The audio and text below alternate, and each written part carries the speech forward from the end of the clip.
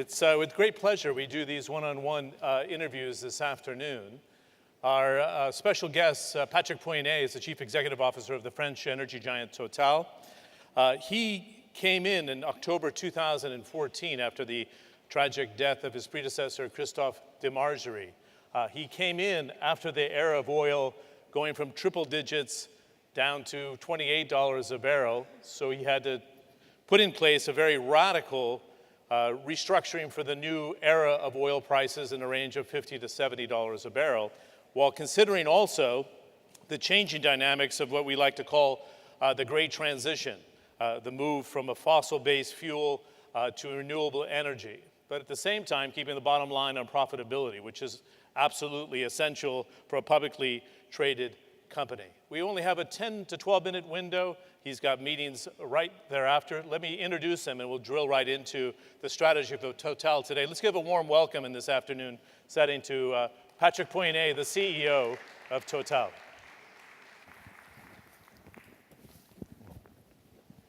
We don't want you falling over before you get here. Hello, John. Good to see you. Why don't you take this seat here? Thank you. Thanks. And we're mic'd up, so we can push these away. I mentioned the scenario in which you came into. You were thrusted into the position, something you probably weren't expecting, obviously because of the tragedy, but also in a very changing dynamic. And I was going to suggest in my opening remarks, but I'll do it now, you could almost call you Patrick the Knife, because you ended up cutting cost in a new environment for oil and gas pricing, and in this transition to have a much more user-friendly or environmental-friendly portfolio. First and foremost, let's discuss very quickly the restructuring. What did you undertake in terms of cost reduction so you made Total much more fit for the future? Yeah, hello, John. First of all, I would like to say that I'm very happy to be back today in Abu Dhabi. I didn't come here today to speak about oil and gas, but more to speak about renewables, because it's the other part of the strategy. I think people know very well that Total in Abu Dhabi is engaged in oil, maybe not enough in gas. But to come back to your question, you know, I think this economic downturn in oil obliges us to revisit a lot of things strategically. In fact, we come back to basics, which was, in fact, where is going the oil market? In the oil industry, we don't control the price. By the way, I'm happy to come back today also in Abu Dhabi when the price is at $70 per barrel. The face in the towns people seem to be happier, you know, than even 2-3 months ago. So it's an easier life. But, you know, we control the costs in this industry. So I think we had to do that. We had to come back to efficiencies. We had to come back also to revisit seriously what portfolio we need to have. And in fact, there was a common lesson, because what you call the energy transition, the evolution of the market and the oil market in the future, if we want to be on the 2-degree roadmap, we'll need the demand for oil in 20 years should be lower than today. It's difficult to say that for the CEO of an oil and gas company. But that means that we have to very carefully look to the oil portfolio and to focus on what I call the low-cost oil. It's easy to say that in Abu Dhabi, because here in this country you have only low-cost oil. This is why Total love Abu Dhabi. So it's because, again, if we go in this trend, we'll need less oil tomorrow than today. So we need to invest on this low-cost oil. And that's exactly the same fundamental that we need to exercise if we want to answer to the volatility of the market. So between the volatility market and the fundamental long-term trend on oil, I see a community of interest. And this is why in our company we have refocused, and we are refocusing step after step our portfolio on low-cost oil. Okay, good. Let's try to keep our answers and my questions short, because we only have 10, 12 minutes together. The first question today is that your low-carbon portfolio is 5% of the book today for Total. If I roll that out over the next 20 years, what will it look like? And what is the mix you have in that today? Yes, today it's 5%. It seems small, but it's already 5 to 6 billion of capital invested, which in this low-carbon business is not so small. Our ambition is clearly the global ambition of the company is that we want the carbon intensity of the energy mix we will deliver to our customers to gradually decrease as on the 2-degree roadmap, which means that it's feasible. It's feasible. That means that in 20 years, we should have, or 15 years, we should have in our portfolio 20% of renewable, more or less. No carbon, I would say, not zero carbon energy. And we should have more gas than oil. So if we have 30% of oil, 50% of gas, and 20% of renewables, this mix put us exactly on the strategy of a 2-degree roadmap as proposed by the International Energy Agency. So it's feasible, and this is why we are engaging very, I would say, with a great faith in this renewable world. You've made acquisitions for natural gas assets with another French company, Engie. How would you describe natural gas today? Is it the transition energy, and is it being communicated well to the outside world, its carbon impact on the positive side? I don't like the word transition. You know, I think it's a longer-term energy. You know, we put gas as a fossil fuel in the same basket that coal and oil, but in terms of CO2 emission, a gas-fired power plant emits twice less CO2 than a coal-fired power plant. So, and when you think to the world of renewable, you need to tackle with the intermittency of these renewable energies, you know. And we are also engaged in energy storage in Total. And we know that the solution for large-scale energy storage are not yet available. And so, at the end, what the people want is to have access to a reliable source of energy, affordable and clean. And the gas is the perfect combination with renewables. So we believe that, because again, people want to have access to energy, you want to have lights. You know, for the people who are at the opening ceremony, we've seen what it is not to have access to light for young people, for socio-economic development of many countries. So we need to be pragmatic.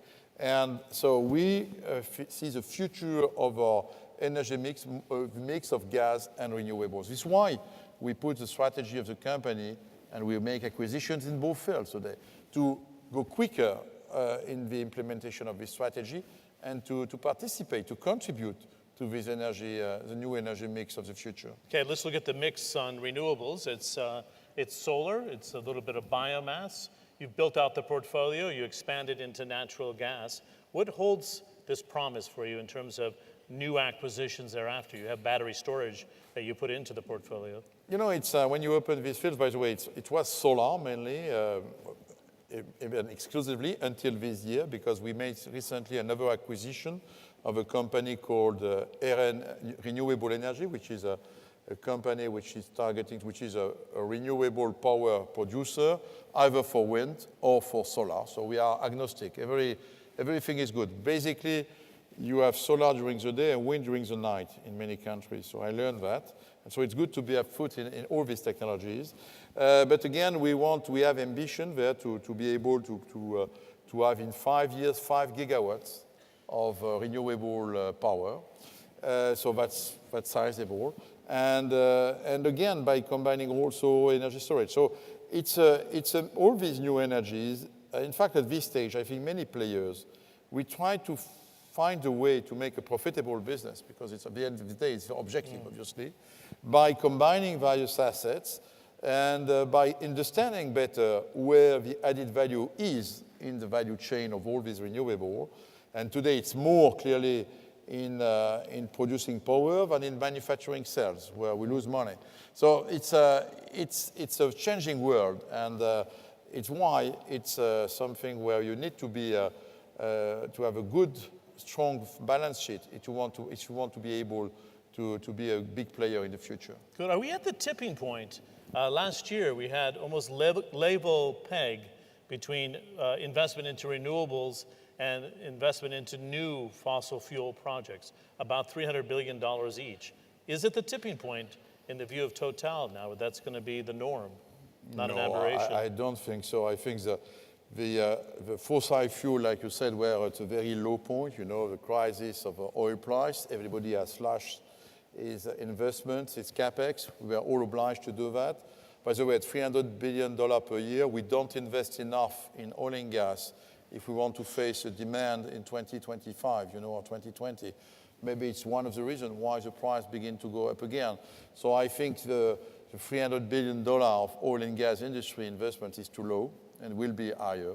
Having said that, we also see an increase in this renewable industry, which is good. I think the vision we should share is not to oppose all that. It's not to oppose. It's not a war against renewables. And at the end, the population of this world needs energy. You have 1.4 billion people who do not have access to power today, to energy. So we need to be able to give energy to these people, affordable one and clean one. That's a big challenge for all of us. But we should not oppose them. And this competition is just a positive sign of it, is that this renewable industry is making big progress, big competitiveness progress, even if, as I say, you have to look to the entire chain to see if everybody really makes money. And for the time being, there is a lot of cash being spent. It's difficult to demonstrate that the global value chain is still deliver cash, which is sustainability. Okay, in the 4 or 5 minutes we have left here, I wanted to talk to you about the scenarios that you're following. There's an IEA forecast to 2040 that would suggest that oil demand could be at 80 million barrels by then under the Paris Agreement target, and we're at 100 million barrels for the first time in 2018. So peak demand for oil, I'm not talking about oil and gas, peak demand for oil could arrive by what, 2030? Is that what you're saying? Somewhere in between, I would say, if this 2-degree scenario is implemented. But I should remind you, even if we take that as in total as a basics of all the way we think strategically, but when the countries, the 195 countries committed to the Paris Agreement, the national contribution did not give 2 degrees. They were giving 3 degrees. And in the 3-degree scenario, the oil consumption in 2040 is more in the 100 million barrels of oil per day. So that means that there is still a big technology gap to fill.